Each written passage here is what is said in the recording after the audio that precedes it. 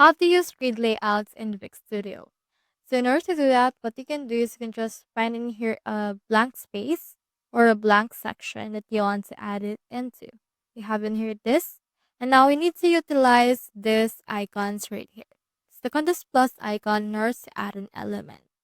From in there, just find the option called grid.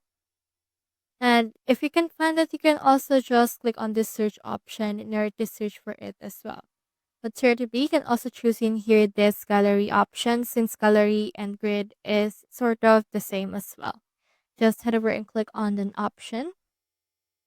Now, it may take some time to load and you don't have any options because it will be directly added right here. You can just head over and click on the grid that has been added. And then we have in here this shape dividers as well as other option like this blank. And you can change up the columns, rows, and cards for this one if you want to. So that's how you use grid layouts in Wix Studio. Hope we helped.